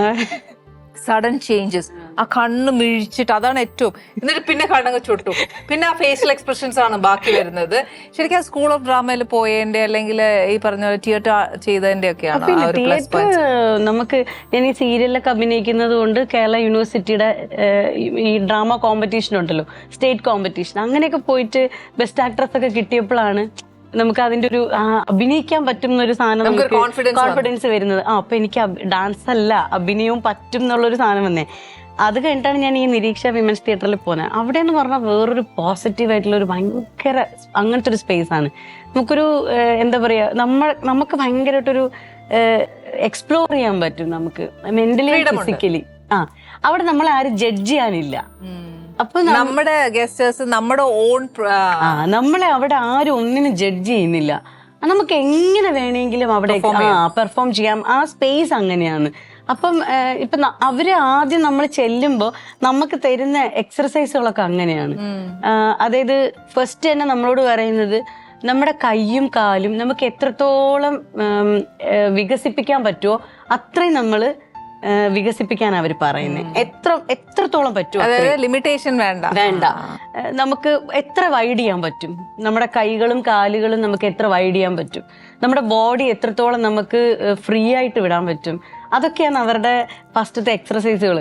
ഇതൊക്കെ ചെയ്യുമ്പോൾ തന്നെ നമ്മൾ ഭയങ്കരമായിട്ട് ലൂസ് ആവാൻ തുടങ്ങും നമ്മുടെ ബോഡി. അത് നമുക്ക് ഇങ്ങനെ നമ്മൾ പിന്നെ അവര് പറയുന്ന ഒരു എക്സസൈസ് എന്ന് പറഞ്ഞു കഴിഞ്ഞാൽ നമ്മള് ഭയങ്കരമായിട്ട് ഓളിയിടാൻ പറയും, ഒച്ച ഉണ്ടാക്കാൻ. മനസ്സിലായി, നമ്മള് ഒച്ച ഇടാൻ പറയും. ആ ഒച്ച ഇടുന്നത് ഒരിക്കലും ഇവിടെ നിന്നല്ല ഇടേണ്ടത്, അബ്ഡോമനിൽ നിന്ന് ഇടാൻ പറയും. നമ്മൾ ഇവിടുന്ന് സ്ട്രെയിൻ എടുത്ത് ഇവിടുന്ന് സ്ട്രെയിൻ കൊണ്ടുവന്ന് വേണം അത് പുറത്തേക്ക് വരാൻ. അപ്പൊ നമ്മൾ പിടുത്തം പാടില്ല. അപ്പൊ ഇങ്ങനെയുള്ള കുറെ എക്സർസൈസുകൾ വരുമ്പോ ഭയങ്കര രസമാണത്. ഒത്തിരി ഓപ്പൺ ആവും. യെസ്. അപ്പൊ നമ്മൾ ഭയങ്കര ടോപ്പാണ്. പിന്നെ നമ്മൾ അങ്ങനത്തെ എക്സർസൈസുകൾ ചെയ്ത് അങ്ങനത്തെ പ്രൊഡക്ഷൻസ് അങ്ങനത്തെ നാടകങ്ങൾ നമ്മൾ ചെയ്ത് വരുമ്പോൾ ഓട്ടോമാറ്റിക്കലി നമ്മുടെ ബോഡിയോടുള്ള നമ്മുടെ ഒരു കൺസേൺ നമ്മൾ അല്ലെങ്കിൽ ഭയങ്കര ഒരു ഇതാവില്ലേ, അത് നമുക്ക് അത് പൊളിയും. പിന്നെ നമുക്ക് അഭിനയിക്കുന്ന സമയത്ത് നമ്മൾ എങ്ങനെ വേണമെങ്കിലും നമുക്ക് അഭിനയിക്കണം. അവിടെ നമ്മൾ അഭിനയം മാത്രമേ ഉള്ളൂ, നമ്മുടെ കൈ എങ്ങനെ പോകുന്നു, കാലെങ്ങനെ പോകുന്നു ശ്രദ്ധയില്ല. നമ്മൾ ആ ക്യാരക്ടർ അപ്പൊ ശരിക്കും അങ്ങനെ നമ്മൾ ശ്രദ്ധിക്കാനും പാടില്ല അല്ലെ ഒരു ഇല്ല actress? ചേച്ചി, അത് നമ്മൾ എപ്പോഴും ഒരു ആക്ടറിനെ സംബന്ധിച്ച് നമ്മളത് ഭയങ്കരമായിട്ട് ശ്രദ്ധിക്കേണ്ട കാര്യമാണ്. ചിലർക്ക് കരയുമ്പം അയ്യോ നമ്മുടെ മുഖം വൃത്തികേടാവോ, അഭിനയ അങ്ങനെയൊക്കെ ഉള്ളൊരു ചിന്ത ഉണ്ടാവും. പക്ഷെ നമ്മൾ ഒരിക്കലും അങ്ങനെ ചിന്തിക്കാൻ പാടില്ല. നമ്മളെ മുഖം എങ്ങനെ പോട്ടോ, അതായത് അത് എങ്ങനെ പോയാലും പ്രശ്നം. ഇപ്പൊ നമ്മളോട് അവര് പറയുന്ന ഒരു കാര്യമാണ്, നമ്മുടെ മുഖം കോഷ്ടി കാണിക്കാൻ പറയും. നമ്മുടെ കണ്ണും മൂക്കും വായും ഒക്കെ എങ്ങനെയൊക്കെ നമുക്ക് മൂവ് ചെയ്യാൻ പറ്റും, എത്ര ഫ്ലെക്സിബിൾ ആവും. അപ്പൊ നമ്മൾ ചിലപ്പോ കണ്ടു നിൽക്കുന്നവർക്ക് ചിലപ്പോ നമ്മള് ഗോഷ്ടി കാണിക്കണ പോലെയൊക്കെ തോന്നുന്നത്. പക്ഷെ നമ്മുടെ മസിൽസും ഇവിടെ ബോഡിയിലേക്കും ഫേസിലേക്കും കൊണ്ടുവരാൻ അപ്പൊ നമുക്ക് ചേച്ചി നേരത്തെ പറഞ്ഞില്ലേ സഡൻ ആയിട്ട് ചേഞ്ച് ആവുന്നു. അപ്പൊ നമുക്കത് ഫ്ലെക്സിബിൾ ആയില്ലേ. അപ്പൊ നമുക്ക് ഏത് എക്സ്പ്രഷൻസ് പെട്ടെന്ന് ചേഞ്ച് ചെയ്യാൻ നമുക്കൊരു മടി തോന്നൂല. ഞാൻ പറഞ്ഞില്ല, നമ്മൾ ഭയങ്കരമായിട്ട് ഓപ്പൺ ആവും. അത് ഓപ്പൺനെസ് വന്നു കഴിയുമ്പോഴേ ഒരു ആർട്ടിസ്റ്റ് ഫുൾഫിൽ ആവും. നമുക്ക് ഞാൻ അതാണ് ട്രൈ ചെയ്തുകൊണ്ടിരിക്കുന്നത്. എനിക്ക് ഇങ്ങനെ നമ്മൾ ക്യാരക്ടേഴ്സ് ഇങ്ങനെ ചാലഞ്ചിങ് ആയിട്ട് ഇങ്ങനെ നമ്മൾ ആക്ച്വലി ഒരു ആർട്ടിസ്റ്റ് ഒരിക്കലും കോൺഷ്യസ് ആവും. അത് ഡ്രസ്സിലാണെങ്കിലും നമ്മുടെ ബോഡിയിലാണെങ്കിലും ചിലത് കോസ്റ്റ്യൂമിൽ ഭയങ്കരമായിട്ട് കോൺഷ്യസ് ആവും. നമ്മൾ അങ്ങനെ നമുക്കങ്ങനെ ഡിസ്കംഫർട്ടുള്ള ഏരിയ ഉണ്ടെങ്കിൽ നമ്മൾ അത് പെർഫോം ചെയ്യുന്നതിന് മുന്നേ കോസ്റ്റ്യൂം അതനുസരിച്ച് സെറ്റ് ചെയ്യാം. നമ്മൾ ഓക്കെ, നമുക്ക് ഇപ്പൊ ചിലപ്പോൾ സാരി ഉടുക്കുന്നവർക്ക് നമുക്ക് ഇവിടെ വയറ് കാണാം, അല്ലെങ്കിൽ അങ്ങനത്തെ പ്രശ്നങ്ങളൊക്കെ ഫേസ് ചെയ്യുന്നവരുണ്ടാവും. അത് അവരുടെ പേഴ്സണൽ ഇതാണ്. അപ്പൊ അങ്ങനെയുള്ളവരത് ആദ്യമേ അതിനനുസരിച്ച് കോസ്റ്റ്യൂം ചെയ്യുക, അല്ലെങ്കിൽ അതനുസരിച്ച് നമ്മൾ പിൻ ചെയ്ത് എല്ലാം ചെയ്ത് വെക്കുക. പക്ഷെ പെർഫോം ചെയ്യുന്ന സമയത്ത് അതിനെപ്പറ്റി ചിന്തിക്കരുത്. അപ്പൊ നമ്മൾ അതിലേക്ക് ശ്രദ്ധ പോകുമ്പോ നമ്മുടെ പെർഫോമൻസ് വെളിയിലാവും. ഓ ശരിയാ. ശരിക്കും ഇപ്പം ഒരു ആർട്ടിസ്റ്റ് ആവാൻ ആഗ്രഹിക്കുന്ന ഒരാളാണെങ്കിൽ അശ്വതിയുടെ ഈ ഒരു വലിയ അഡ്വൈസ് ഇസ് വെരി ഗുഡ്. കാര്യം ഈ പ്രത്യേകിച്ച് ഇൻട്രോവേർട്ട് ആവുന്ന ആൾക്കാർക്ക് അല്ലെ ഈ ഒരു സാധനം ഒത്തിരി നമ്മൾ അക്സെപ്റ്റ് ചെയ്യണം. ആ ഒരു ഇൻട്രോവേർട്ട്നെസ് മാറണം എന്നുണ്ടെങ്കിൽ ഇതേപോലെ ഉള്ളുകൊണ്ട് നമ്മുടെ എന്താ പറയുക, ശാരീരികമായി മാനസികമായിട്ടും ഒന്നും നമ്മൾ കോൺഷ്യസ് അല്ലാതെ നമ്മൾ പെർഫോം ചെയ്യുക. എങ്കിൽ മാത്രമേ ആ ഒരു ആർട്ടിസ്റ്റിന് ഫുൾഫിൽ ആവാം. എനിക്ക് തോന്നുന്നു നമ്മൾ ആർട്ടിസ്റ്റ് എന്നല്ല, നമ്മൾ ഈ ഭയങ്കര ഫ്രസ്ട്രേറ്റഡ് ആയിട്ടുള്ള ലേഡീസ്, നമുക്ക് ഭയങ്കരമായിട്ട് എവിടെയും നമുക്ക് വോയിസ് ഇല്ല അല്ലെങ്കിൽ അങ്ങനെയൊക്കെ തോന്നുന്നവർക്ക് കുറച്ച് ഫ്രീ ആവാൻ പറ്റുന്നതാണ്. ആരും ഇല്ലാത്തൊരു റൂമിൽ, ആരും ജഡ്ജ് ചെയ്യാനില്ലാത്തൊരു സ്ഥലത്ത് നമ്മൾ പോയിട്ട് മാക്സിമം നമ്മൾ വൈഡ് ആവാൻ നോക്കുക. വോയിസ് ആണെങ്കിലും നമ്മൾ ഈ ചിലർ പറയില്ല, നമ്മൾ അലറി കരഞ്ഞു കഴിഞ്ഞാൽ ചിലപ്പോൾ നമ്മുടെ ഇത് പോകും എന്ന് പറയുന്നത്. അത് വേറെ ഒന്നുമല്ല, നമ്മുടെ ബേസ്റ്റ് ഔട്ട് ആവുമല്ലേ നമ്മുടെ ഒരു ഒറിജിനാലിറ്റി വരത്തുള്ളൂ അല്ലെ. അപ്പം ശരിക്കും വെരി ലേറ്റ് ആണെങ്കിലും എനിക്ക് ഈ അഡ്വൈസ് ഒത്തിരി ലേറ്റ് ആയിട്ടാണ് കിട്ടി. അഭിനയിച്ചോണ്ടിരുന്ന സമയത്ത് കിട്ടിയതെങ്കിൽ പക്ഷെ നല്ലതാ, എനിക്ക് ഇഷ്ടമായി കേട്ടോ ഈ അഡ്വൈസ് പേഴ്സണലി. അതാ ഞാൻ പറഞ്ഞു, നമുക്ക് എല്ലാവർക്കും ചിലപ്പോൾ അത് അക്സെപ്റ്റ് ചെയ്യാൻ പറ്റണമെന്നില്ല. എനിക്ക് പേഴ്സണലി ഇഷ്ടമായി. കാര്യം എന്താ വെച്ചാൽ ഇത് കേട്ടപ്പോ ശരിയാണ്, നമ്മൾ അതെല്ലാം കോൺഷ്യസ് വിടുകയാണെന്നുണ്ടെങ്കിൽ ഒരു artist can perform. Inborn talent. Comedy ചെയ്യുമ്പോൾ അത് ഭയങ്കര ആവശ്യമാണ്. കാരണം നമ്മളെ ബോഡി ചിലപ്പോൾ നമ്മൾ കുറച്ച് ഓവറായിട്ടൊക്കെ ഇളകി ചെയ്താലേ ചിലപ്പോൾ ചിരിപ്പിക്കാൻ പറ്റുള്ളായിരിക്കും. ആ ക്യാരക്ടർ ചിലപ്പോൾ അനിവാര്യമായിരിക്കാം. അപ്പൊ നമ്മളിങ്ങനെ കുറച്ചിങ്ങനെ ഇതായിട്ട് അങ്ങനെ പോയി കഴിഞ്ഞാൽ കാണുന്നവർക്ക് ഇത് ഇളകി ചെയ്യുമ്പോഴാണ് അവർക്ക് ആസ്വദിക്കാൻ പറ്റുക.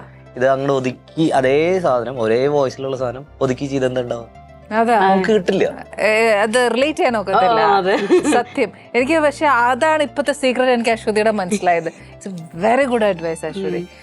എനിക്ക് ഒത്തിരി ഇഷ്ടമായി. ദൈവമേ, ഞാൻ അഭിനയിക്കുന്നില്ല, പക്ഷെ എന്നാലും ഒരു ആർട്ടിസ്റ്റ് എന്ന നിലയ്ക്ക് അത് നല്ലൊരു ഇതാട്ടോ. പിന്നെ ഒബ്സർവേഷനും അത് ഡെഫിനറ്റ്ലി നമ്മൾ എവിടെ പോയാലും ഒബ്സർവേഷൻ ഭയങ്കര ഇമ്പോർട്ടന്റ് ആണ്. മെയിനായിട്ട് നമുക്ക് തിയേറ്ററിൽ പഠിപ്പിക്കുന്ന തിയേറ്ററിൽ മെയിനായിട്ട് പഠിപ്പിക്കും ഒബ്സർവേഷൻ ഭയങ്കര. അപ്പൊ നമ്മളൊരു യാത്ര ചെയ്യുമ്പോഴും ഒക്കെ ആയിട്ട് ഓപ്പോസിറ്റ് ഇരിക്കുന്ന ക്യാരക്ടറിന്റെ ഓരോ മാനറിസംസ് എല്ലാം പല യാത്രകളിലും ഇത്തരം കാര്യങ്ങൾ വരുമ്പോ എഴുതി നോട്ട് ചെയ്ത് വെക്കും.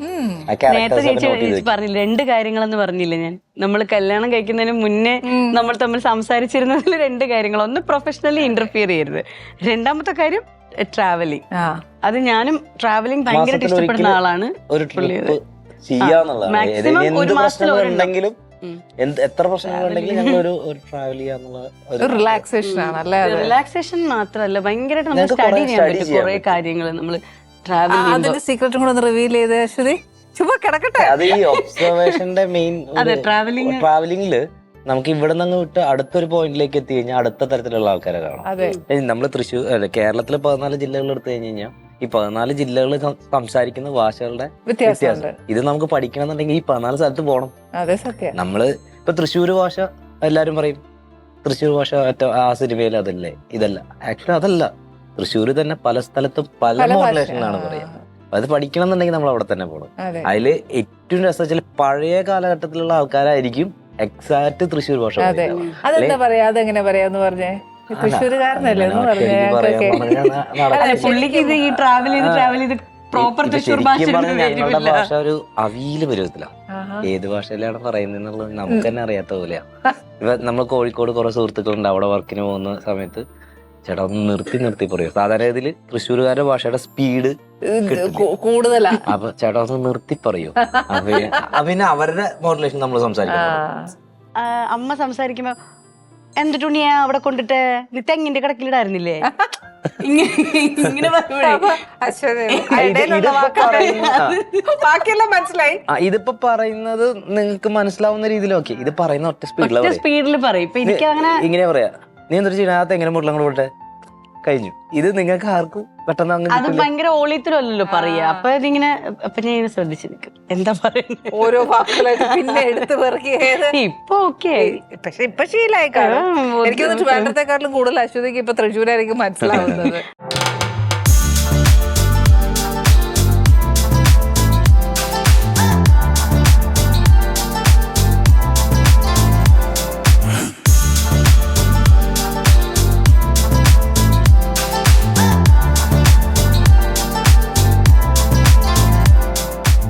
ശരിക്കും പക്ഷേ ഇതിൽ ഇത്രയും നല്ലൊരു ടാലന്റ് കിടക്കുന്ന ഒരു ആർട്ടിസ്റ്റ് ഫിലിമിൽ തന്നെ പറ്റിയ ആദ്യം വരാത്ത ഇത്ര നല്ല ക്യാരക്ടർ ഇപ്പോഴാണ് ഞങ്ങൾ വാഴയിൽ കണ്ടത്. ഒരു അമ്മ അത് എന്താ പറയാ, ഞാൻ പറഞ്ഞില്ല, ഞാൻ ഇടയ്ക്ക് കുറച്ച് നാള് ഗ്യാപ്പായിരുന്നു. പിന്നെ വന്നത് കോമഡി പ്രോഗ്രാംസിലാണ്.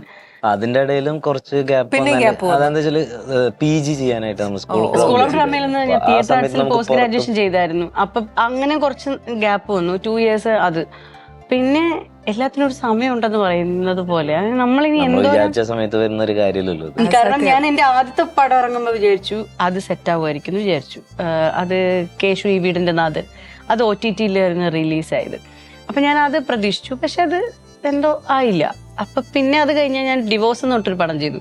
അത് നമ്മുടെ കേരള ഗവൺമെന്റിന്റെ ഒരു ഈ വിമൻ എംപവർമെന്റ് ഡയറക്ടേഴ്സിനെ ഇതായിട്ട് എംപവർ ചെയ്യുന്ന ഒരു പ്രോജക്റ്റ്. അതില് ഡിവോഴ്സ്, അതിനകത്ത് നല്ലൊരു ക്യാരക്ടറായിരുന്നു. സൈനബ എന്ന് പറഞ്ഞിട്ട് 2 കുട്ടികളുടെ അമ്മ, ഭർത്താവുമായിട്ട് ഡിവോഴ്സിന് വേണ്ടിയിട്ട് ഫാമിലി കോർട്ടിൽ ഇങ്ങനെ കയറി ഇറങ്ങി നടക്കുന്ന അങ്ങനത്തെ ഒരു ലേഡി. അത് നല്ല അഭിനയ സാധ്യതയുള്ള ക്യാരക്ടർ റോളായിരുന്നു. അത് നല്ല ഇതായിരുന്നു.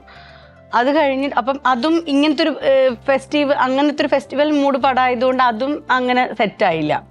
പിന്നെ അത് കഴിഞ്ഞ് വയസ്സെത്രയും 30 എന്ന് പറഞ്ഞിട്ടൊരു സിനിമ ചെയ്തു. അതിനകത്തൊരു ചെറിയ കാര്യം, അതെൻ്റെ ഈ ചന്ദ്രയുടെ ഇത് കണ്ടിട്ട്, അത് കോഴിക്കോട് സ്ലാങ്ങിലുള്ള സിനിമയായിരുന്നു. അത് കണ്ണൂർ ആ ഭാഗത്തുള്ളവര്. അപ്പൊ അതിന്റെ ഇടയിൽ ഒരു ഹോസ്പിറ്റലില് നേഴ്സാണ് ഞാൻ. അപ്പൊ ട്രിവാൻഡ്രം സ്ലാങ് സംസാരിക്കുന്ന ഒരൊറ്റ സീൻ ഉണ്ടായിരുന്നുള്ളൂ. അപ്പൊ ഈ ഓരോ സിനിമ കഴിയുമ്പോഴും നമ്മൾ എക്സ്പെക്ട് ചെയ്യുന്നത് വരും മേ ബി വരും. അപ്പൊ അതൊന്നും വന്നിട്ടില്ല. പിന്നെ നമുക്ക് എപ്പോഴും അഭിനയിക്കണം എന്ന് മാത്രമേ ഉള്ളൂ. അതിപ്പോ ഏത് മീഡിയം ആയാലും, എന്നെ സംബന്ധിച്ച് ഏത് മീഡിയം ആണെങ്കിലും പ്രശ്നമില്ല. അത് ഇപ്പൊ നാടകമായാലും സ്ക്രിപ്റ്റ് ആയാലും. ഇത്രയും ഗ്യാപ്പ് എടുക്കുന്ന സമയത്ത് ഞങ്ങൾ എന്ത് ചെയ്യും, നാടകം ചെയ്യും. ഞങ്ങൾ ഒരുമിച്ച് എനിക്ക് എൻഗേജഡ് ആയിട്ട് ഇരിക്കണം, എനിക്ക് അല്ലാതെ പറ്റില്ല. നമ്മൾ തൃശ്ശൂരാണെങ്കിൽ ഓൾറെഡി 2-3 ഡയറക്ടേഴ്സിന്റെ കൂടെ നമ്മൾ വർക്ക് ചെയ്യാറുണ്ട്. അതില് എസ്പെഷ്യലി നമ്മുടെ ശശിധരൻ നടുവിൽ എന്ന് പറഞ്ഞിട്ട് റിമംബറൻസ് തിയേറ്റർ ഗ്രൂപ്പില്. അപ്പൊ ഞാൻ ലാസ്റ്റ് ചെയ്തത് തായ്ക്കുലം എന്ന് പറഞ്ഞിട്ടൊരു സാറ ജോസഫ് സാറ ടീച്ചറിന്റെ തായ്ക്കുലം എന്ന് പറഞ്ഞിട്ടൊരു സ്റ്റോറി ഉണ്ട്, ഒരു ഷോർട്ട് സ്റ്റോറി. അതായത് അതിന്റെ നാടകമായിട്ട് ചെയ്തിട്ടുണ്ടായിരുന്നു. അത് സോളോ പെർഫോമൻസ് ആയിരുന്നു. അത് നല്ല രസമുള്ള നാടകമായിരുന്നു. അത് ശൂർപ്പണഖയുടെയാണ്. ശൂർപ്പണഖയുടെ പോയിന്റ് ഓഫ് വ്യൂലാണ് കഥ പോകുന്നത്. നമ്മൾ കേട്ടിട്ടുള്ളതൊക്കെ രാമൻ ലക്ഷ്മണൻ അവരുടെ പോയിന്റ് ഓഫ് വ്യൂവിൽ നിന്നാണ് നമ്മൾ സാധാരണ ശൂർപ്പണഖയെ കണ്ടിട്ടുള്ളത്. പക്ഷെ നേരെ തിരിച്ച് ശൂർപ്പണഖയുടെ ഒരു പോയിന്റ് ഓഫ് വ്യൂ ഉണ്ട്.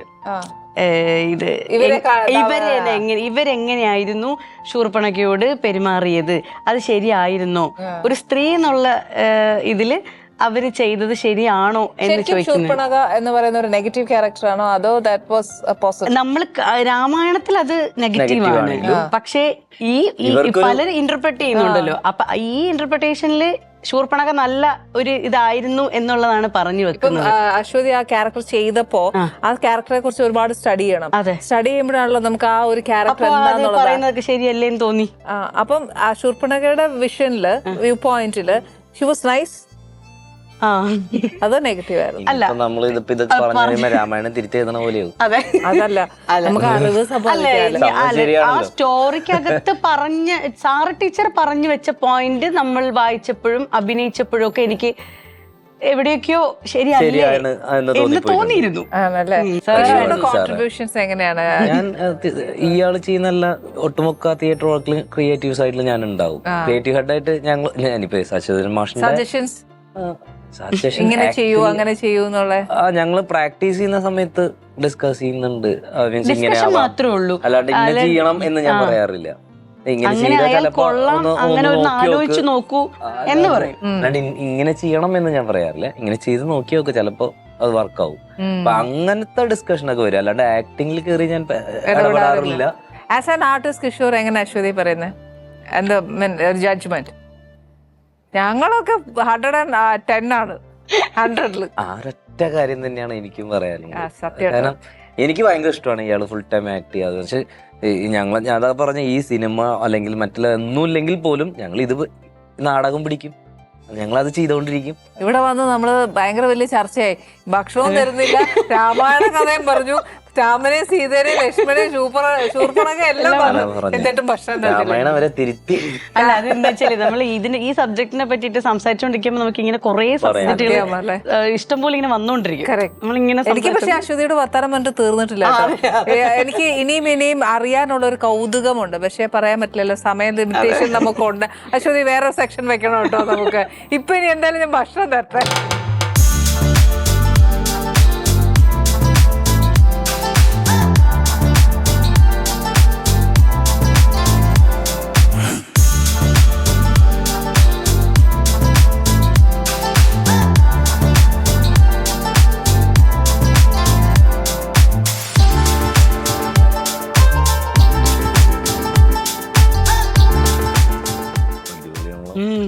ഇവിടുത്തെ അല്ല, ഒരു നോർത്ത് ഫ്ലേവർ ആണ്. നമ്മൾ ചെയ്യുന്ന മട്ടൺ കറി പോലെയല്ല, നമ്മുടെ നാടൻ ഒരു ഭക്ഷണമല്ലേ. അപ്പൊ ഞാൻ വെച്ചാൽ നിങ്ങൾ അതൊക്കെ എപ്പോഴും കഴിക്കുന്നല്ലേ, ഒരു ഡിഫറെന്റ് ആയിട്ട് തരണ്ടേ? അല്ല, അത് മാത്രല്ല, ഇത് കഴിക്കുമ്പോ എനിക്ക് ഞങ്ങള് ഇടയ്ക്ക് ഡൽഹിയിൽ പോകും. അപ്പം ഡൽഹിയിലൂടെ പോവും, നടന്ന് ഡൽഹി സ്ട്രീറ്റ് ഫുഡ്സ് കഴിക്കും. നടന്ന് സ്ട്രീറ്റ് ഫുഡ്സ് കഴിക്കും. ഡൽഹിയിൽ ഭയങ്കര രസമാണ്. അതെനിക്ക് ഇത് കഴിച്ചപ്പോ എനിക്ക് അവിടുത്തെ ആ ഒരു ഫ്ലേവർ കിട്ടി. Anyway thank you. പക്ഷെ ഒരു കാര്യം എനിക്ക് അശ്വതിയോട് പറയാനുള്ളത്, എല്ലാ അമ്മ ക്യാരക്ടറായിട്ട് കാറ്റഗറൈസ്ഡ് ആവരുത്. Very big artist. അല്ല, എനിക്കത് അങ്ങനെ തന്നെയാണ്. എനിക്കും ചലഞ്ചിങ് ആയിട്ട് ചെയ്യുന്നത് തന്നെയാണ് ഇഷ്ടം. പിന്നെ നമ്മളിപ്പോ കേറുന്നില്ലേ ഉള്ളൂ ചേച്ചി സിനിമയിൽ. അപ്പൊ നമ്മള് കയറി ഉടനെ ഞാൻ അമ്മ പക്ഷെ ചെയ്യൂല എന്ന് പറയണ്ട. പക്ഷെ നമുക്ക് എല്ലാം ചെയ്യാം. പക്ഷെ ദൈവം അനുഗ്രഹിച്ച് ആനീസ് കിച്ചണിൽ വന്ന് പോയ സ്ഥിതിക്ക് അതിന്റെ ഐശ്വര്യം കൂടെ ഉണ്ടാവും. ഈ പറഞ്ഞ പോലെ പല ക്യാരക്ടേഴ്സ് വന്ന് അശ്വതി ബിസി ആവട്ടെ. ഇനിയും എന്താ പറയാ, ചേച്ചി എനിക്ക് നിൽക്കാൻ സമയമില്ല ചേച്ചി, ഞാൻ അടുത്ത പ്രാവശ്യം വരാം എന്ന് പറയാനുള്ള ഒരു വിളിയും അശ്വതിയിൽ നിന്ന് ഞാൻ പ്രതീക്ഷിക്കുന്നു. ദൈവം അനുഗ്രഹിച്ച എല്ലാ ഐശ്വര്യം രണ്ടുപേർക്കും ഈശ്വരൻ അനുഗ്രഹിച്ച് തരട്ടെ. എന്താ പറയാ, all the best. Thank you. I am so thankful. Thank you very much. Thank you. അശ്വതിയുടെ ഒരുപാട് വിശേഷങ്ങൾ കിഷോർ അതിന്റെ കൂടെ ഒപ്പം എന്താ പറയാ കൂടെ നിന്നാണ് ആ ഒരു എനർജിയും ഒക്കെ അശ്വതിക്ക് കൊടുക്കുന്ന രണ്ടുപേരും. അതെ, ദൈവം അനുഗ്രഹിക്കട്ടെ. ഈശ്വരൻ നല്ലൊരു എന്താ പറയാ, നമ്മുടെ പ്രാർത്ഥനയും നമ്മുടെ ബ്ലെസ്സിങ്സും അവരോടൊപ്പം എപ്പോഴും ഉണ്ടാവണം. ആനീസ് കിച്ചണിൽ പുതിയ വിഭവങ്ങളും പുതിയ വിശേഷങ്ങളുമായിട്ട് നമുക്ക് പിന്നെയും കാണണം. അതുവരെ Annie's Kitchen. Let's cook with love.